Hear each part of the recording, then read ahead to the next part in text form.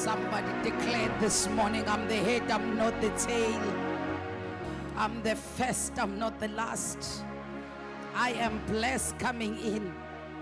I am blessed going out. The blessing of the Lord makes me rich, adds no sorrow. I'm blessed in the city. I'm blessed in the valley. I'm blessed. Inzalo yami ibusisiwe. Konke ngikuthinta ngesandla kuba nesibusiso. I'm divinely favored. I'm divinely protected. The hand of the Lord is upon my life. Ungizungezile ngesandla sakhe, ngemumva nangaphambili. Emzimbeni wami kunezimpawu zikaKristu. Umzimba wami ubulala upoison.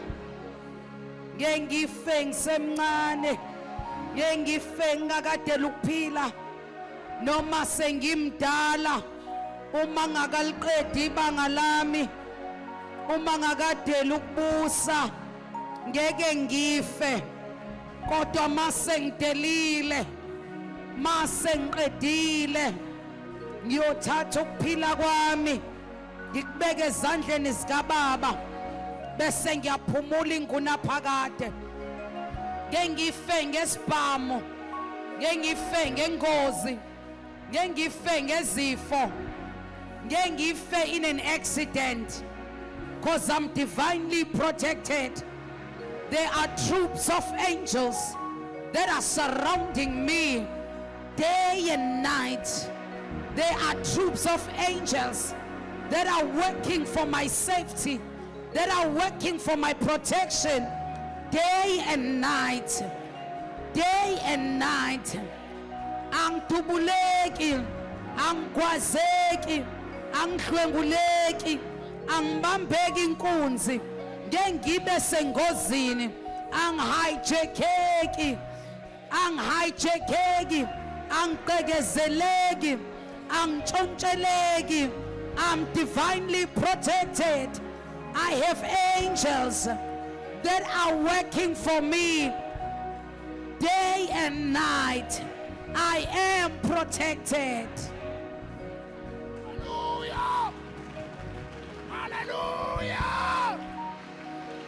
Konke okunegama lami, konke okunegama lami, konke okunegama lami, konke okubizwa ngami is divinely protected. Is divinely protected. Is divinely protected. Ngidalelwe okuhle, okuhle kuphela. Uma kukuhle kunegama lami, uma kukubi akusikho kwami. Employment, promotions, good business turnover, approvals, money, good health. Wherever you are, locate me and find me. I am a kingdom citizen. I am blessed. Hallelujah! Jesus! Hallelujah. Hallelujah. Please get 3 people for me and just hug them and tell them welcome in the presence of the Lord. Cela ungitholele abantu abathathu bahage. Uthi kubona welcome in the presence of the Lord.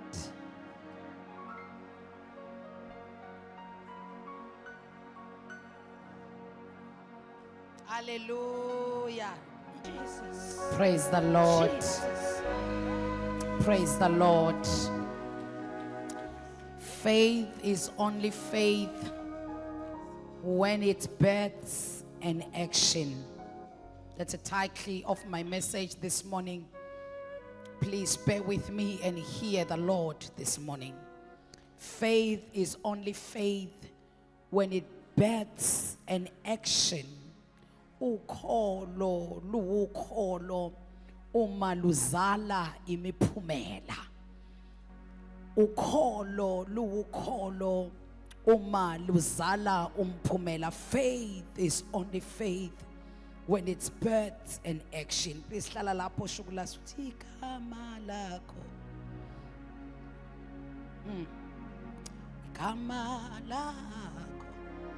I want to finish because I want to preach this morning.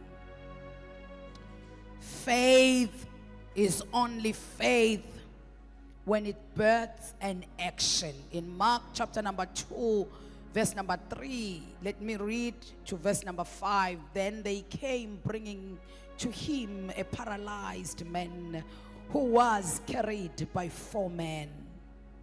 When they were unable to get him because of the crowd, they removed the roof above Jesus. And when they had dug out an opening, they let down the mat on which the paralyzed man was lying.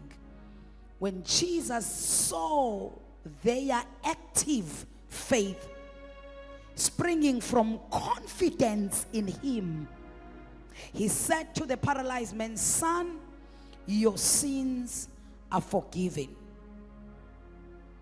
Let me jump to verse number 10.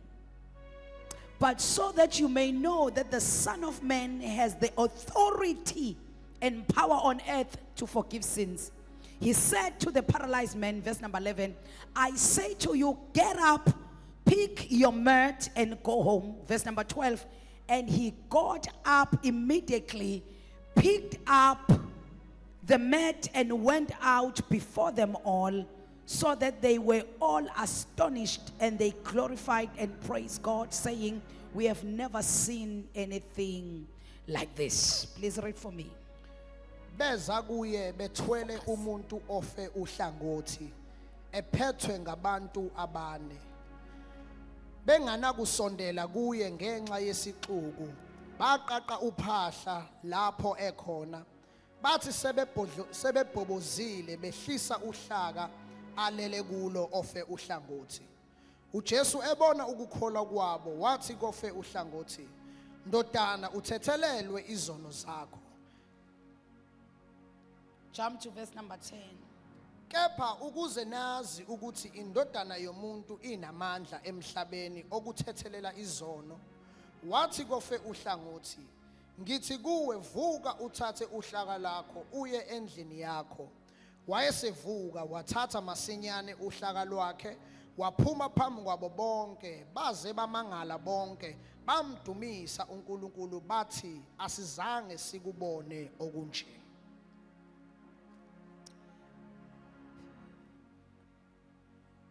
In last Funda Corner, I'll come and make my submissions, and I want to believe, please, Shuglas, be with me where I said you must be, so that I can finish on time.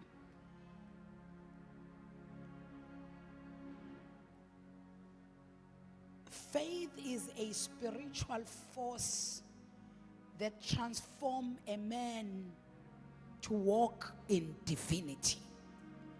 Ukholo luyiforce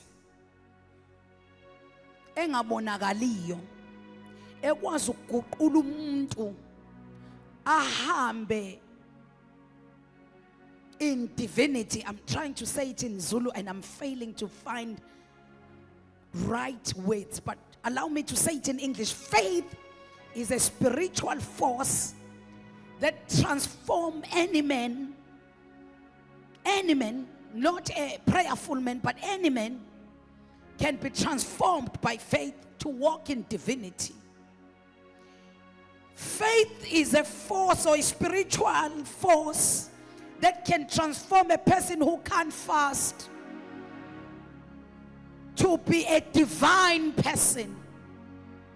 Faith is a spiritual force that can transform someone who is not that spiritual as we always gouge people, but this faith can make that person to be able to download and take things in the spirit realm. noma ngabe bezingekho noma ngabe bengeke zenzeke kodwa ukholo analo lo muntu azilande khona nikhona abazalwane eThekwini. Faith is a practical step. It is not faith until we see it in action. Akusilona ukholo lungakabonakali ezenzweni ezithile. It is not faith when you are still saying it. It is faith when we see action. Aramalia kadaya. Faith can be seen. Ukholo luyabonakala. Ukholo luyezwakala. Faith can be heard.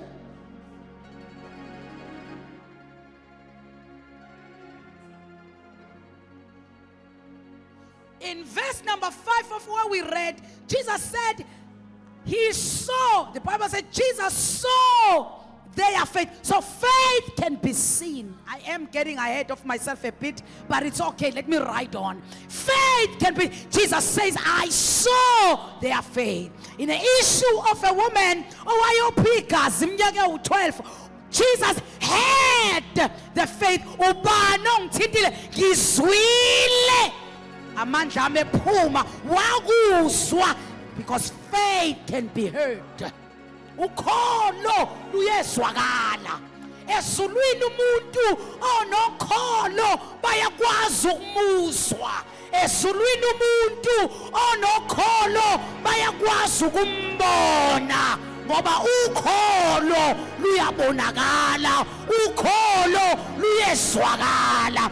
Ungeze kwezwakala inhlamvu zamazwi that are eloquent or that are wrapped up nicely, kodwa ukholo luzwakale. Athi noma engakwazi ukukhuluma into eqondile kodwa ukholo ungizoshumayela namhlanje ekseni ngiyezwa umoya ongcwele. Ukholo luyezwakala.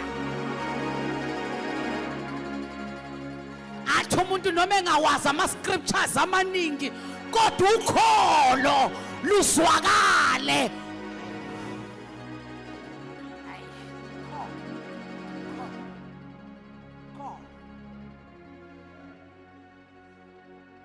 Ngitheki nina siqala lenyanga ukholo lwakhiwa ukuzwa, uzwa izwi. Ku chapter number 1 kaMark sifunde ku chapter 2, kodwa chapter number 1 usivezela uJesu eseCapernaum. Kuthiwa mayise eCapernaum wayehleli nabaFarisi, abaSedusi. They were all there, the unbelievers and the believers. They were all gathered in one place. Verse number 22 uthi he began, verse number 21 lithi Jesus was teaching. Verse number 22 uthi, listen to this, people were amazed at his teachings because he taught them as the one who had authority. Ukholo alakhiwa inoma yiphi teaching, lwakhiwa teaching ene author osanmonani bazalwane. Ukholo lwakhiwa imfundiso ehambisana namandla negunya.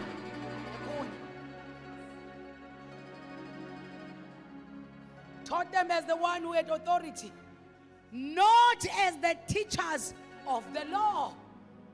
Not as the teachers of the law.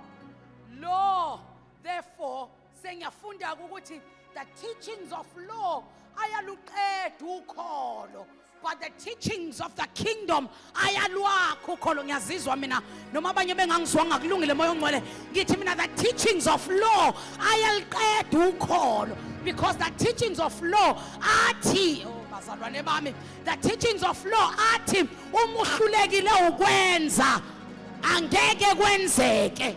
Can the teaching of the kingdom athi mawamukela umbuso wenzayo wena uyamukela kulokho umbuso okwenzayo. Hallelujah. Uthiwa ke they were amazed in chapter number 1 ukuthi what a manner of a man who teaches with such authority. chapter number 1 bese kuthiwa kwakukhona indoda eyayinamadimoni. Lithi izwi likaNkulunkulu kuwona chapter number 1 khona eCapernaum. In the same meeting kwakukhona indoda enamadimoni. Kusho ukuthi siyabona ukuthi uJesu ngaphambi kokubafundise akamanga athuka abantu abanamadimoni athi abaphuma. Because the teaching of law itawukwazi ukuhlala nathi unamadimoni, but the teachings of the kingdom ithi abanamadimoni abangene balalele isifundiso sombuso bese sona sikhipha. Oh hallelujah. Angazi ukuthi idemon lani lela bakubize ngokuthi unalo, angilazi negama abaqambe ngalo ngenxa yalelo demoni. Mhlambe kunedemoni nje lo libofuzo lwakini lokuthi niyanqanwa stereke sebeze baqamba igama lokuba isidakwa embusweni kuthiwa woza. Then the teaching of the kingdom must drive out that demon.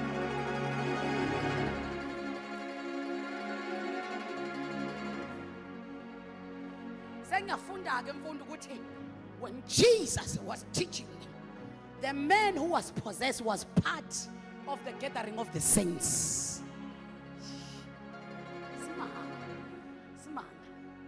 Simanga. Wangayishintsha teaching yakho uJesu. Ayishintshise ukuthi khona ofike enamadimoni. But the teachings of law ashintshe pulpit. Uma ke kwangenwa nethathu ebusweni yashintsha teaching. But the teaching of the kingdom ayishintshwa ukuthi khona ongene enamadimoni ngoba le teaching kunomsebenzi okumele iwenze la eCapernaum.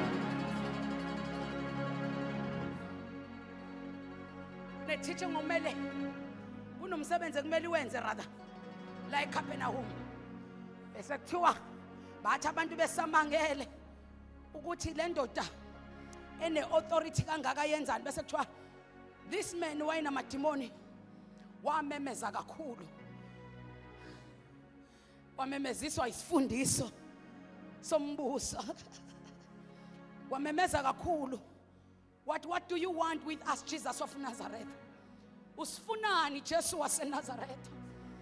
Yini uzosibulala, yini uzosdestroy?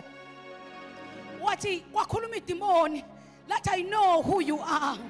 That is the only holy one of God.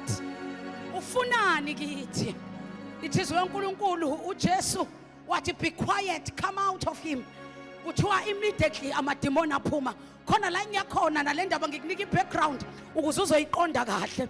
eCapernaum uJesu akasebenzanga kakhulu, wasebenza ukufundisa izwi.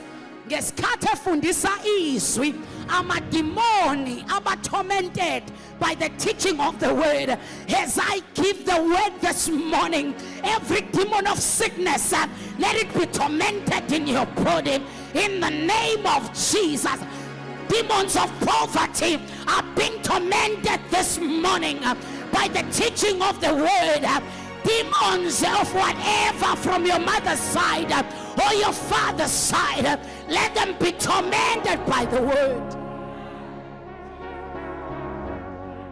Aliko igama yela eli nandi. Oh, yebo igama lakho Jesu, igama malakho. Kuthiwa emva kwaleso simanga bamemeza amaFarisi nabaSedusi bathi hayibo ubani kodwa lona. And everyone who was in the house was amazed. Thwa bayibuza ukuthi yini yona lena eyenzakalayo, isifundise esisha esamsana negunya. But hey, he even give orders to the spirits and the spirits obey him. Bese ke ngithanda lento ka verse number 28 ithi the news spread about the whole city.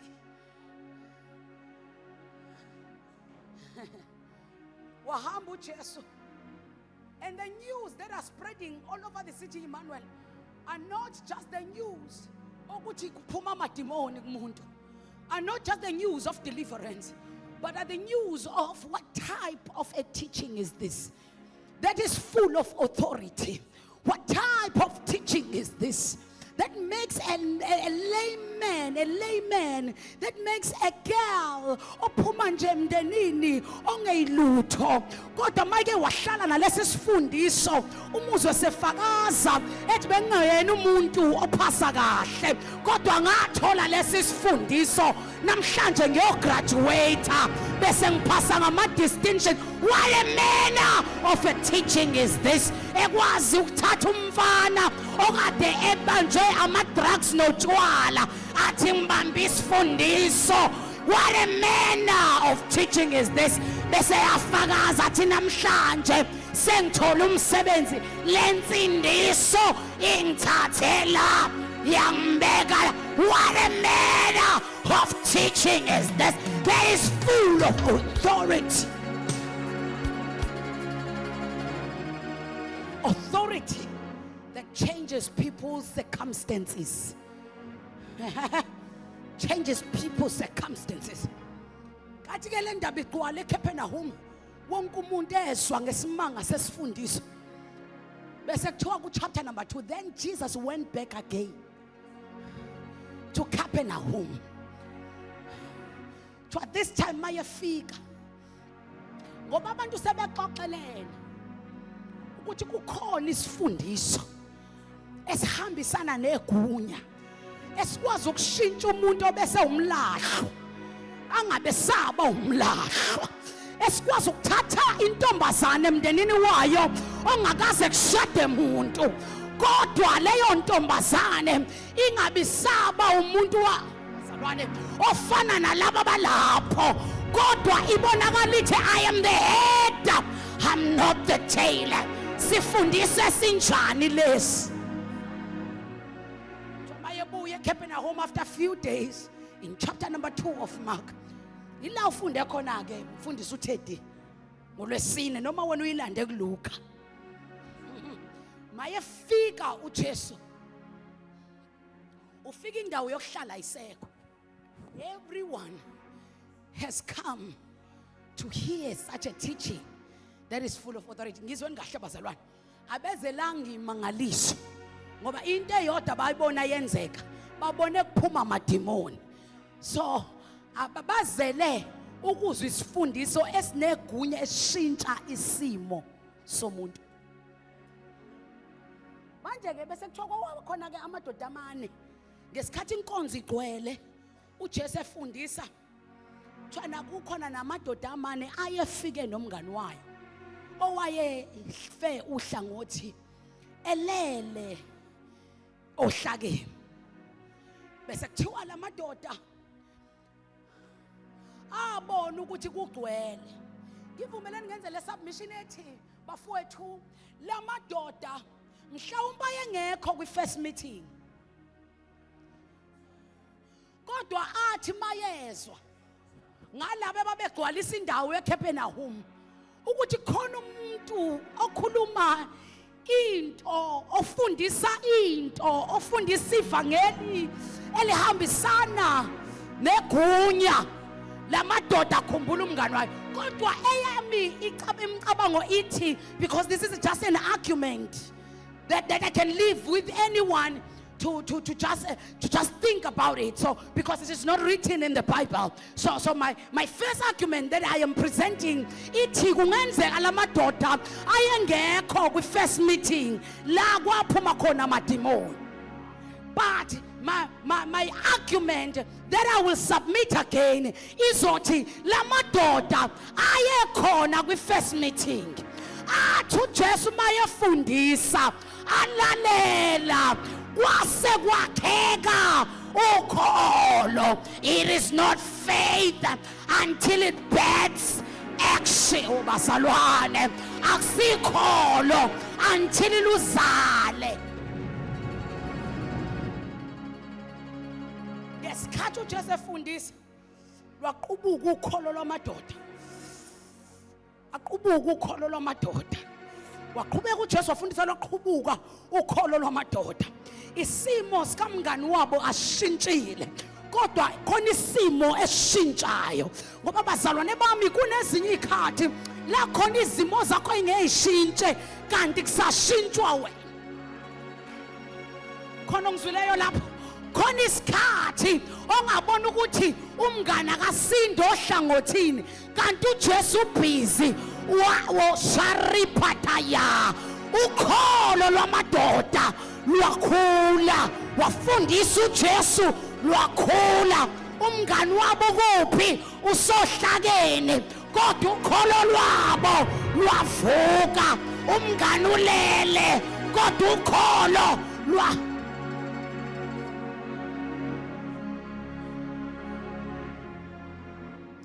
uyenzeka. It's my submission. Ngesikhathi uJesu efundisa pheki lamadoda khona in this meeting according to my submission of argument lamadoda akhona umngani wabo usendlini akekho la kodwa ngesikhathi uJesu efundisa ethandaza kunento eyenzeka kuwo o4 kwakhula ukholo lwawo uma esebona uJesu kuphuma amadimoni kulomuntu omunye kwase kusila ukuthi lento abayikholwayo ikhona webazalwane bami uNkulunkulu kakwenzela into eyisimangaliso kanti uzofaka isigcivizo sokuthi lento ikholwayo ikhona ukuzwe ngezinye insuku uvukelwe ukudideka ngenxa yezinto ezenzeke empilweni yakho uzungabaze ukholo lwakho bese uNkulunkulu avela kwenzela into out of the blue akwenzela umangaliso out of the blue kanti uzofaka iseal yokuthi lento ikhona bazalwane awungithintela sathani lento ikhona khona noma kungathula namhlanje kube ngathi uNkulunkulu akakuphenduli kodwa khona ilanga akakuphendula ngayo lwayekuphendulela ukuthi uhlale wazi ukuthi lento khona uNkulunkulu wena wakwakusindisa ugula wakusindisa uNkulunkulu efuna ukufakazela nje ukuthi lento ikhona ukuba namhlanje ukuthi namhlanje izinto ayisenzeki akusho ukuthi ayise ngicela ukukhumbule ngicela umkhumbule mhla efaka isigcivizo ayamaya hayla kadaya ngicela umkhumbule mhla engenelele empilweni yakho ngicela umkhumbule ngalelo langa umkhumbule wathi omunye ehlabelela wathi ngimkhumbule uJesu engumhlengi ngoba ngelanga ngihlenga ngalo wayefaka isigcivizo lento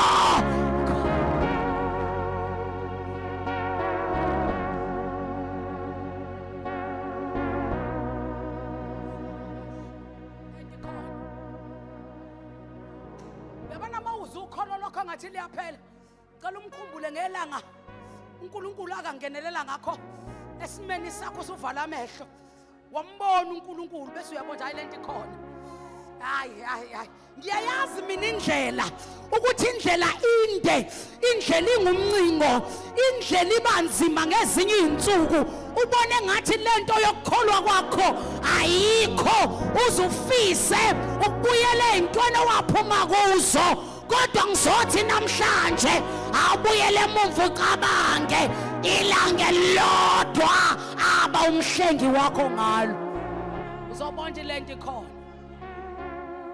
hayi wena ngelanga wathola ngalo umsebenzi nawe awukholwanga ngithi mina namhlanje uma ungayithola ipromotion kulungile awuvela ucabange ngelanga akunika ngalo umsebenzi bese uyakhola ukuthi lento ikhona lendlela iyalwenza ukholo liceke ngoba ngezinye izinsuku uvele ube sesikhathini la onyuselwa khona phekwe intaba indlela yensindiso bantakwethu iyakwenza ngezinye izinsuku ubone ngathi lo unyaka noma le inyanga yogwadule lami. Kodwa ngifuna ukukutshela nalapho ogwadule ngicela umcabange ngaleli yalanga. Khona ilanga ogive up ngalo wena. Ayi, khona ilanga owuphonsa ithawula ngalo wena. Khona ilanga ukuthi ngeke salunga lutho wena. Kodwa uNkulunkulu wangenelela. Wezwakala sewuphuma khona. Usuthi nama ngazi ngiphunyuke kanjani namanje ngisamangele. Wayenzani uJesu? Ayifaka isiciviso. So lamadoda ngesikhathi ehleli la 4 kathi sebuka sekuphuma amadimoni kulo muntu uJesu kanti ufaka isiciviso sokuthi lento ikhona kholo lwabo lwakhula. Cela ungitshele lo sethu uyathanda ukukhola likhule. Cela uphinde umtshethana likhule nolwakho. Mtshele thana likhule nolwakho. Namhlanje ngizothi ngicela ukholo lwakho lingene lube nezandla. Ukholo lwakho ngifuna lube nezinyawo. Namhlanje ukholo lwakho angifuni ligcina ngomlomo. Angifuni ligcine ngokuba nomlomo. Kodwa ukholo lwakho namhlanje ngizolumilisa izinyawo. Ukholo lwakho namhlanje ngizolumilisa izandla. Because you cannot take action izandla ingekho izinyawo ingekho. Ukholo lwakho ngifuna lifunde ukuhamba. Ukholo lwakho ngifuna lifunde ukuqukula.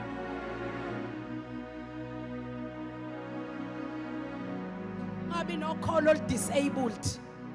Ngabi nokholo ohleli kwi-wheelchair. Ngabi nokholo lwanqanyulwa izandla. You must have faith.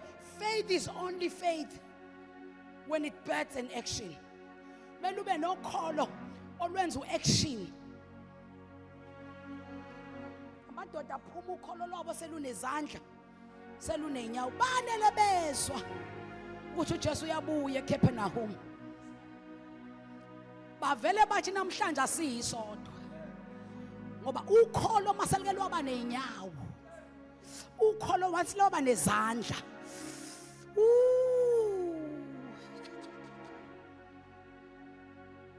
Bavele babamba umngani wabo ofuhla ngothi. But wendoda bungekho last week. Kodwa thina besiyile. So asena nkinga ke ukuthi wena unalo ukholo noma unalo. Yebo bazalwane bami, kufanele ukholo lukuwe lube nezinyawo nezandla. Lwenzele nalaba abangenalo ukholo. Kodwa olwakho lusebenzele nabo. I refuse ukuba umzali ozongabi nokholo lokusindisa ingane yakhe. Ngoba omunye umzali wake wafelwa ingane. Igama lakhe uJariyo. Ukholo lwakhe lwamenza waya kuJesu. Wathi umntanami ufile endlini. Kodwa mina ngize kuwe. Thumela izwi. I refuse to be a wife ongeke abe nokholo on behalf of a husband. I refuse to be a husband ongeke abe nokholo oluzobamba indoda yakhe umfazi wakhe. I refuse to be a child ongeke abe nokholo oluzobamba abazali bakhe. Faith. Touch your neighbor again and tell them your faith must grow. No, tell them your faith must grow.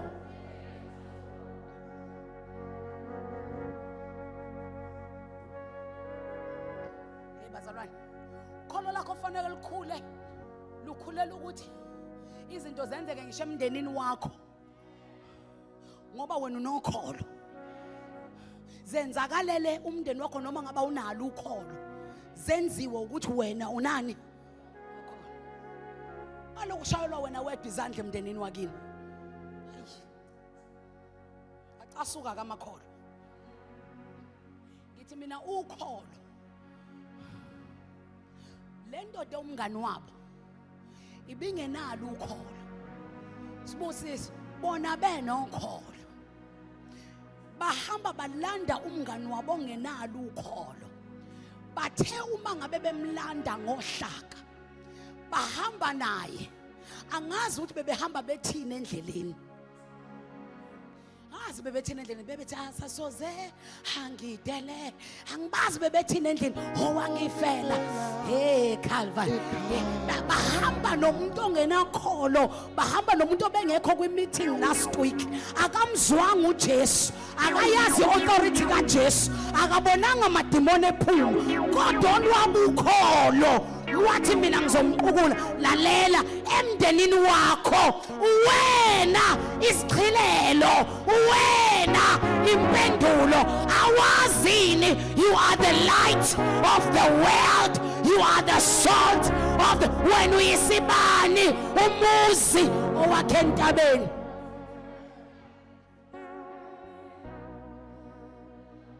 Helimaya kadaya parita kapaya Hey, grow your faith. Grow your faith. Umndeni wakho ongakholwa ubuke kwenzeka izinto empilweni yakho uwuze uthi surely you serve a living God. Laba bafana bathathu benza country.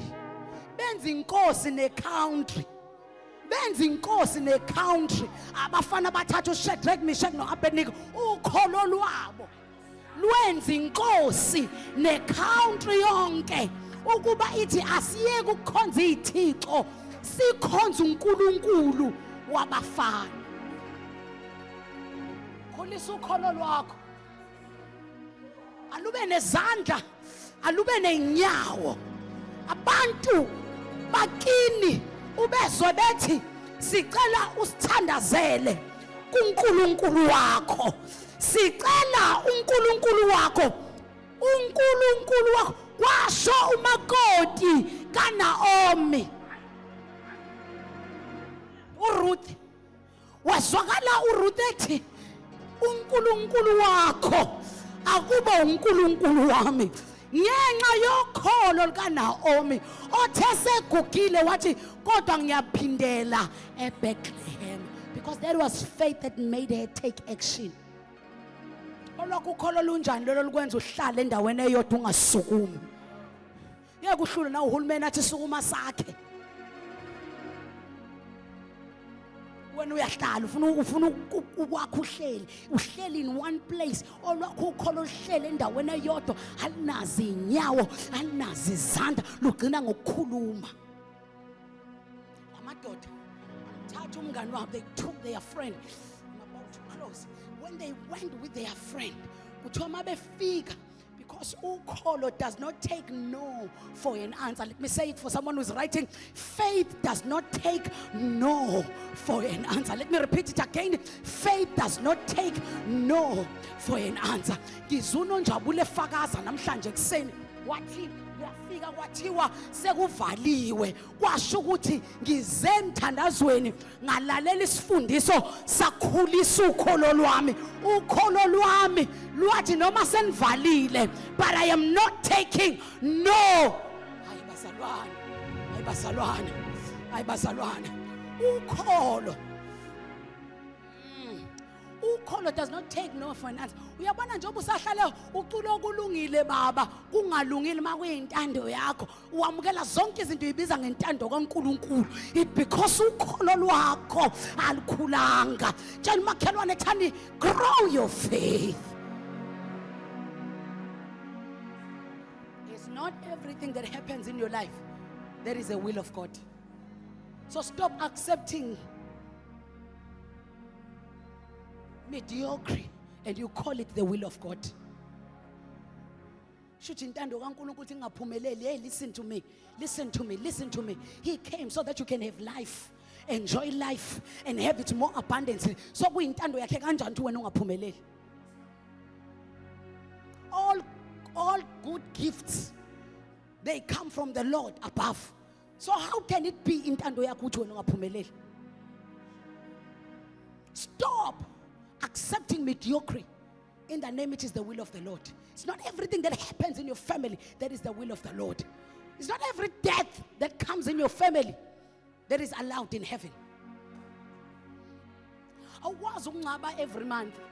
Bese lokho nicula nithi kulungile baba. Hey, scrap that song.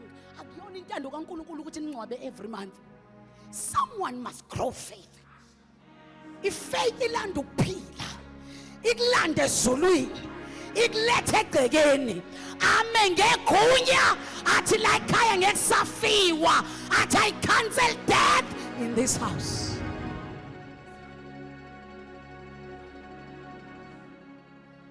Wonke umuntu la ekhaya ufa nge-HIV AIDS. And when you are saying that is the will of God, that is not the will of God concerning your life. Grow faith ezoba nenyawo nezandla igijima ezulwini yolanda ukuphila uzwakala uthi ngemvimbo kaJesu saphiliswa asikho isifo esobulala umuntu kulendlu.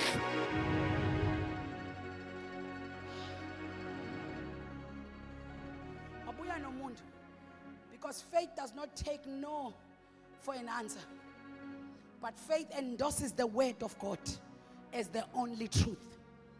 Ukholo luvumelana kuphela nezwi kaNkuluNkulu ukuthi lona lode liyiqiniso. Zanele, noma ngabe mapha amanye amaqiniso akhulunywayo awawona amaqiniso uma engavumelani nezwi. Khona izinto kumele ungayivumi uthi ziyiqiniso.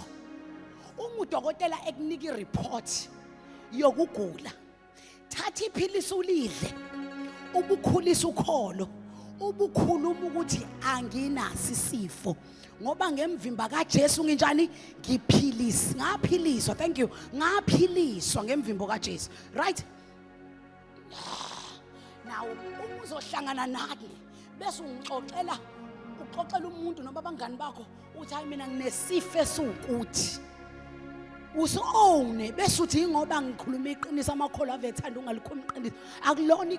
If it is not endorsing the word of God, it is not the truth. Whose report shall you believe? Will you believe the report of doctors and die, or you will believe the report of the heavens and live? It is not the truth if it is not endorsed by the word. If you are saying I'm saying it because it's my truth, is it God's truth? Uma unokholo, yonke into yamukela empilweni yakho yinto eshiwo uNkulunkulu, hayi eshiwo izimo zakho. Phinde ngizame ngapha. Azo mashukela zogcina uvukile kodwa ngithi mina ena uma wamukela into empilweni yakho, fanele kuyibuza ukuthi yinto eshiwo uNkulunkulu ni.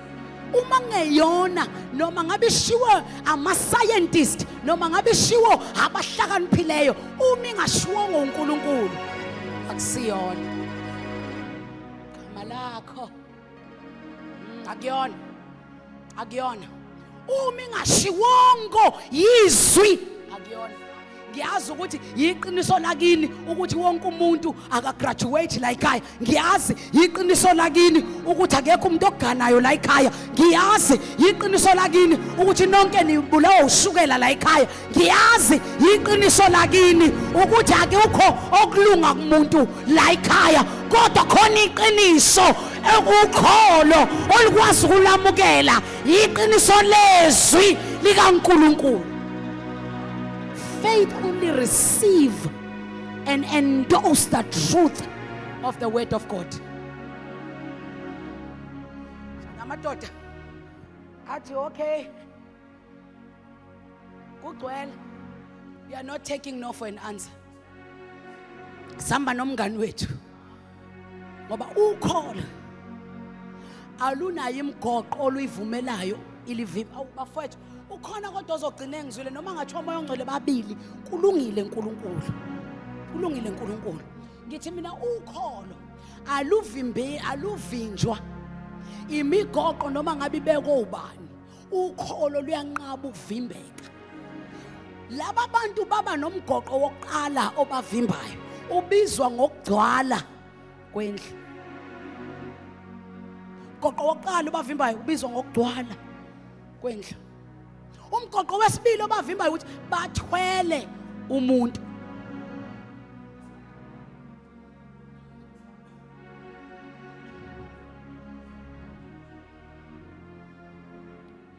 Faith moves, faith acts. That's my point.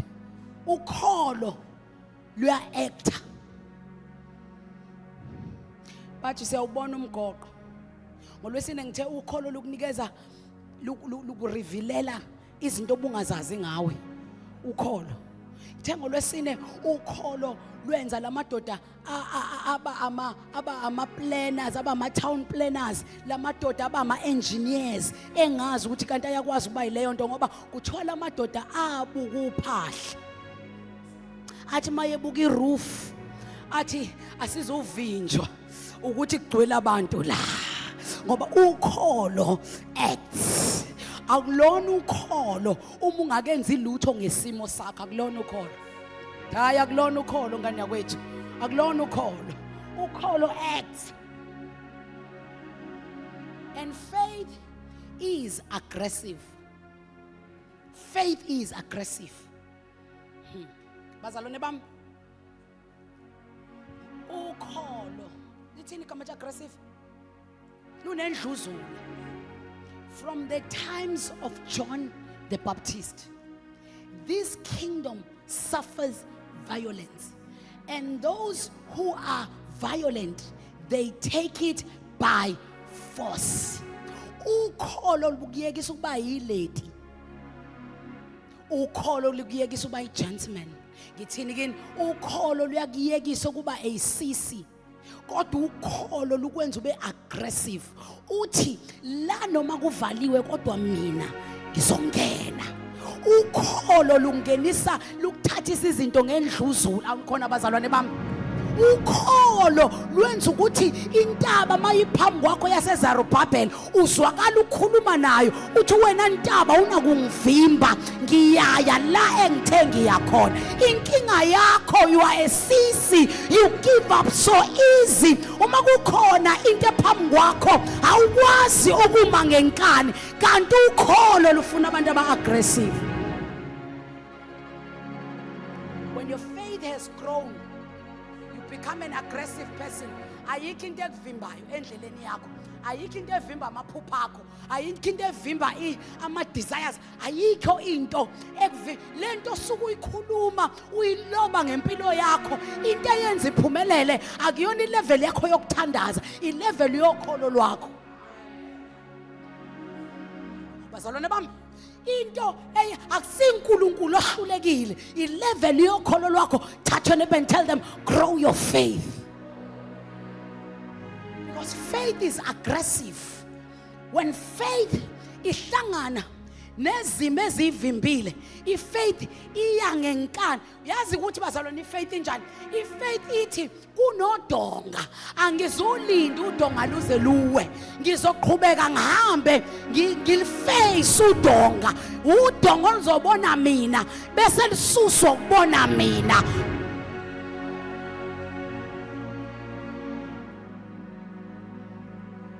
You know what I enjoy about what I'm teaching you? It's because I'm experiencing it in my life. If I was not experiencing it in my life, it was going to be theory. Ngithi mina ukholo nondu lu aggressive al give up. Ukholo lukwenza ungqongqoze kungavulwa, ungayeki ukungqongqoza. Ungqongqoze kungavulwa, ungayeki ukungqongqoza.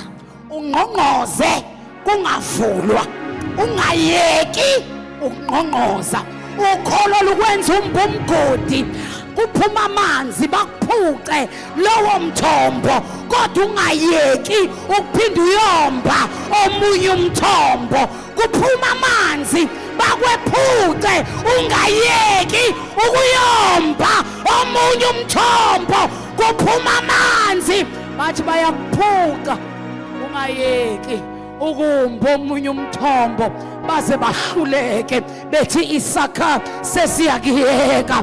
Besuzwakala uthi the Lord has given me a Rehoboth. Ukholo lukwenza uphikelele, ukholo lukwenza ungagive up, ukholo lukwenza ungashiyi umoya wombusi ukuvukela. Awuyishiyi indawo yakho ngoba umuntu wokholo.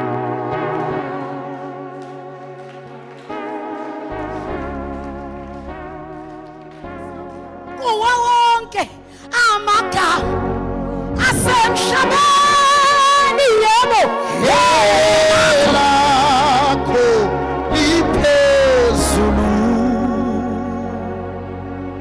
Sabona ukuthi asikwazi ukungena kuJesu kodwa siphindele nomfowethu emumva. Yazi wena ngabe wenzani? Ngabe wajika nomngani wakho niphethe uhlaka nathi sobuye simbheke uJesu. Yiyo lento elibaza impilo yakho. Ulibele ukujika uphindele emumva. Lalela uma usufikile ukholo must take action.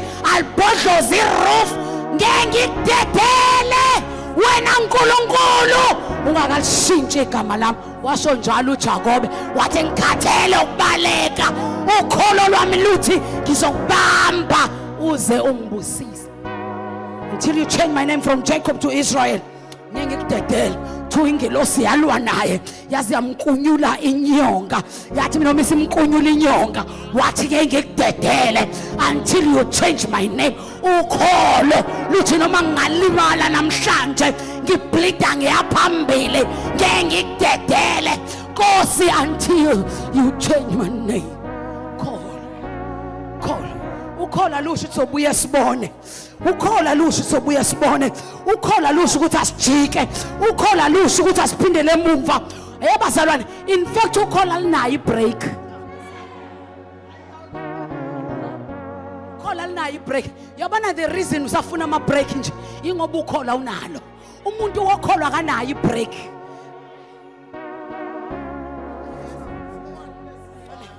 Ngiyazizwe esontweni. uNkulunkulu ngiyazizwa esontweni ngithi ukholo alinayo ibreak. Umuntu wokholo ngeke umfice ethi ngisathatha ibreak. Ukholo alinayo ibreak. Ukholo luthi siya phambili, siya phambili. Ukholo luthi siya qhubeka, siya qhubeka. Oh, siya phambili. Ngisame ekuthandazeni, sathatha ibreak ekuthandazeni. Sathatha ibreak kuNkulunkulu. Ngisathatha ibreak ekukhonzeni. Kanjani bazalwane? Umuntu wokholo doesn't take no for an answer. You become aggressive. You're not a sissy.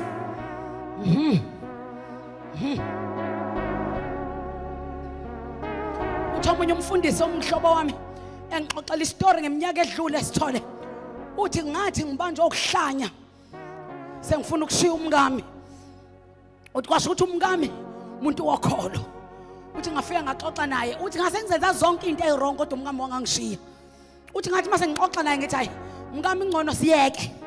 Mina kusho mina uthi asiyeke. Kusho mina uthi asiyeke. Uthi ngangivuka ukuhlanya. Uthi ngifuna ukuyeka umngami.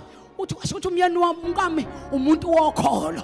Wezwakala umngami ethi baba ngiyaxolisa. Ngangena ngebhokisi la kwakini ngiyoze ngiphume ngebhokisi. Umuntu wokholo abangizwanga abafazi be-21st century. Uthi ngangena ngebhokisi la ekhaya ngoze ngiphume ngalo. Ungixoleleke wena ofuna ukuyeka. Mina lento esangisayiqalayo anginayo indlela yokuyiyeka.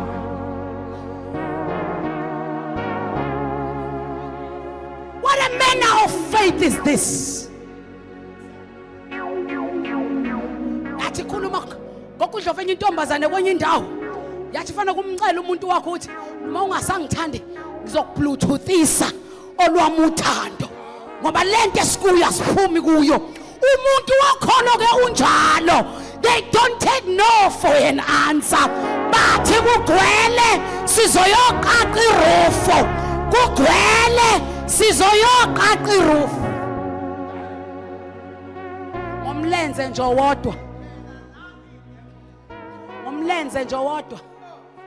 Ngomlenze wodwa usushintsha ikhozi. Sufuna enye. Hey wena. Hey wena. Ngemlenze nje mbili. Cha sengithi nje ngiyabona ukuthi it's not the will of God that I do usho ngesingisi. It's not the will of God that I do this cause, so I just want to change the cause. Yay wena, grow your faith.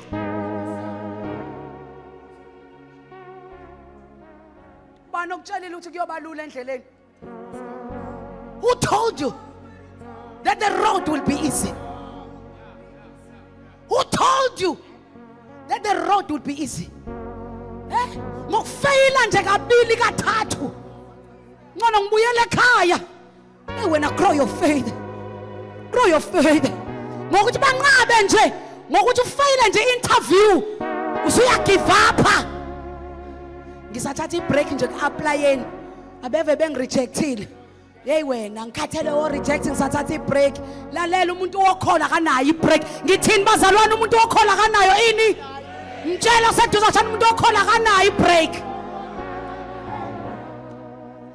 Sathatha ibreak ekwenzeni eka-applyeni ngoba mina ngithe ngiya-apply bangangithatha. So lamadoda afela qaqa iroof. Ukholo lukwenza uact. Sathatha ibreak eka-applyeni kade kwasangi-applya. Umuntu mayengena kholo sibu uthi kade kwasanga umbuzo wa-apply yaphi kuningi nje kuningi ini. Umuntu wakholo u-apply rejectwa apply rejectwa apply rejectwa apply rejectwa apply bayoze bamvulele. Hallelujah.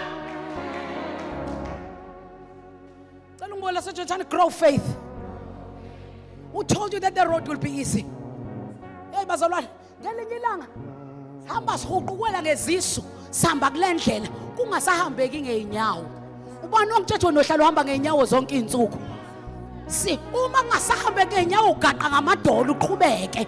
Uma ngasahambe ngamadolo uhuquzela ngesisu njengenyoka. Kodwa okusalayo njani? Okusalayo wenza njani? No one said this road will be easy. Kodwa singabantu bokholo. Kholo lukwenza ube aggressive. Ushimane. Ushimane. Yeka manje ushimane. Ushimane phela sizama kanye. Silahle sinqatshwe bese siyayeka. Ushimane. Shimane senkolo. Mawuke wangqongqoza kwangavulwa usuyekile ushimane.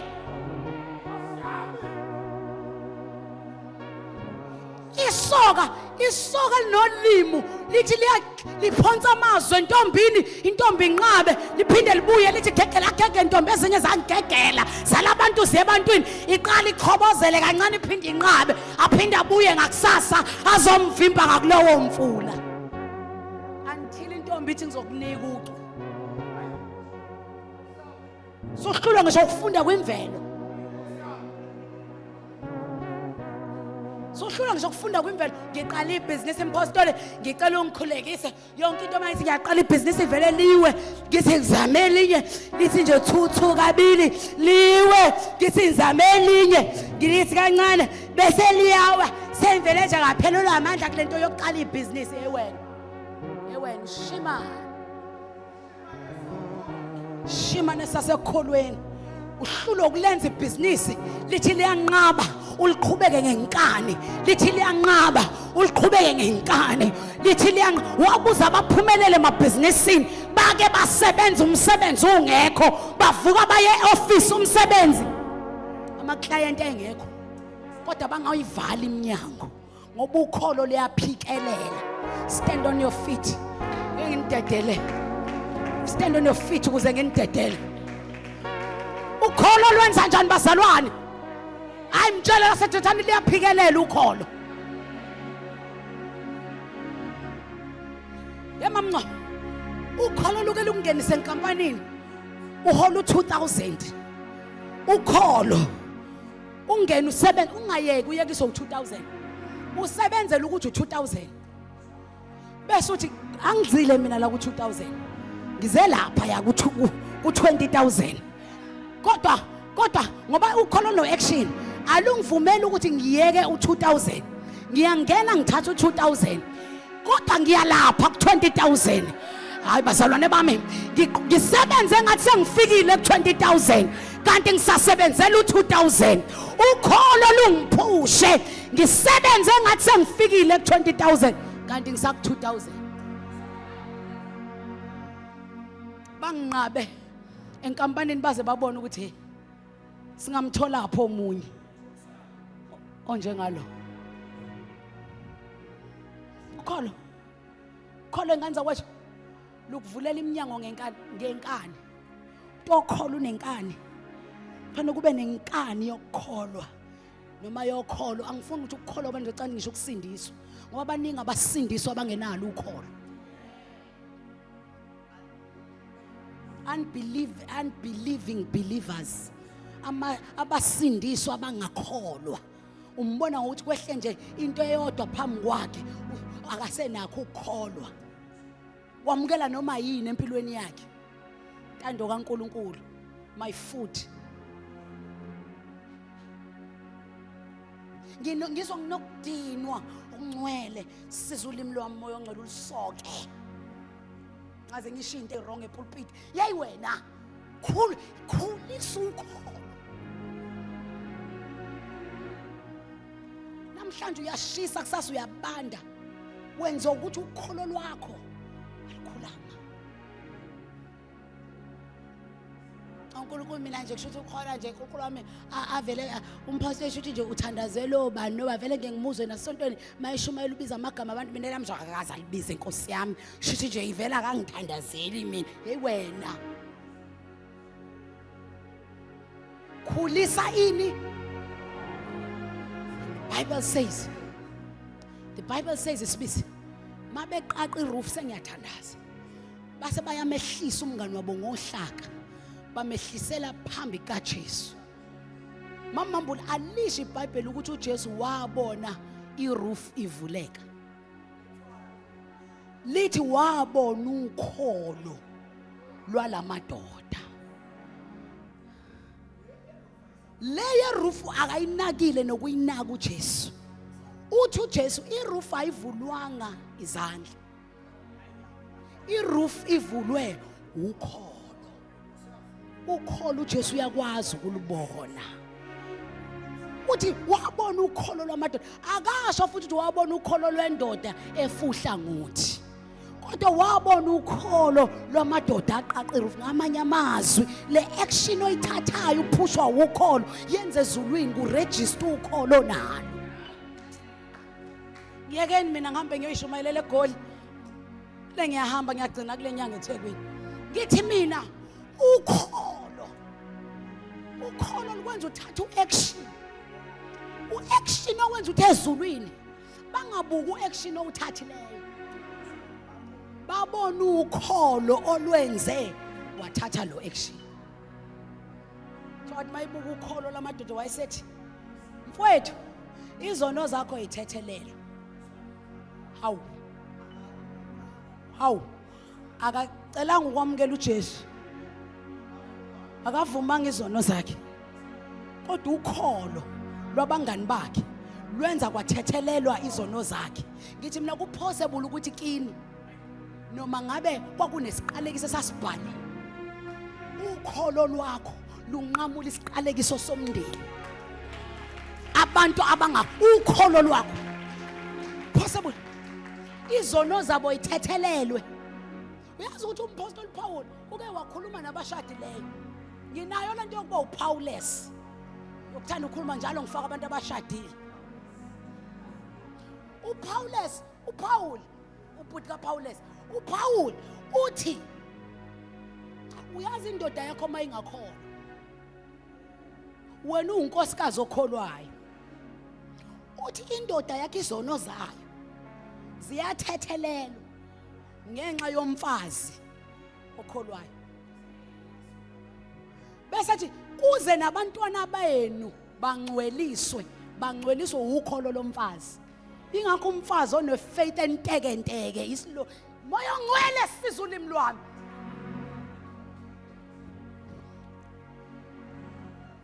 Mama Mbulu ezulwini babefuna ukwakha umndeni wakwaMambulu ababheka uMambulu. Bathe umfazi ohlakaniphileyo hayi indoda ehlakaniphileyo umfazi ohlakaniphileyo wakha umuzi wakhe. Ezulwini njalo makubhekwa umndeni ikhapuli kubheka umfazi ukholo lwakhe. ngiyeke ngilosi ngiyeke lawa abantu abafuna iqiniso. Ingakho kuthiwa indoda ekhalisa umfazi wayo, inyembezi zikamfazi zinamandla okuvimba imithandazo yendoda. Ngiyeke moya ongcwele ngiyeke. Velani ningagani nina yekani. Yekani nina yekani. Ngithi mina njengoba ezulwini kuthiwa inyembezi zomfazi zikwazi ukuvimba imithandazo yendoda, yingoba umfazi ukholo lwakhe lukwazi ukusindisa indoda yakhe. Faith, ukholo, will build your house. Ngcwelise nabantwana bakho. Imagine ingane zakho zisinde kuma drugs, zisindiswa yifaith onayo. Faith yakho ilanda ingane kuma drugs, yenza ingane zakho zisinde. Hey, iginqika ingane iquleke kamashu usesontweni. Ifaith yakho isindisa ingane kamashu.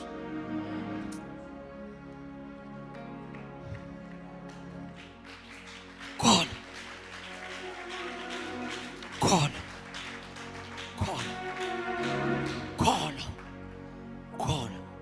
Somebody pray, Lord, enlarge my faith. Lord, kosikhulisa ukholo lwami. Kosikhulisa ukholo lwami. Kosikhulisa ukholo. Faith is aggressive. Faith is aggressive. Kholo landa healing. Luyilethe ukholo.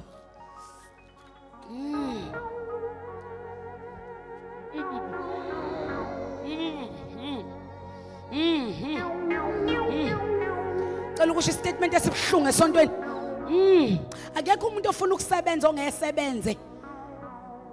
Ofunayo ukusebenza ongesebenze uma enokholo.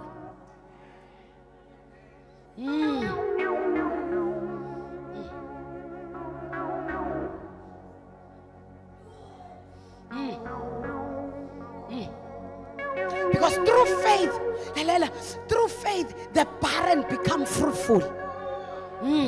Ukholo lwenza isibeletho. Ukholo isibeletho sivunde. Nanti ukholo likana lwamenza waba nomntwana. Ukholo.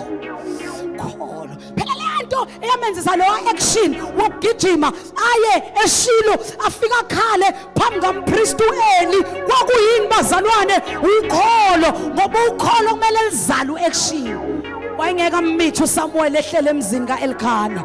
Kwamela nyukele eShilo ukuze akwazi ukufika conceive, because faith will make a barren to be fruitful. Jesu khulisa ukholo lwami. Jesu khulisa ukholo lwami. Faith, through faith the poor are made rich. Through faith. Kholo lwenza umuntu ohluphekile acebe. Noma ngabe uzalwe emndenini obuhluphekile, kodwa ukholo luyamenza lo muntu acebe.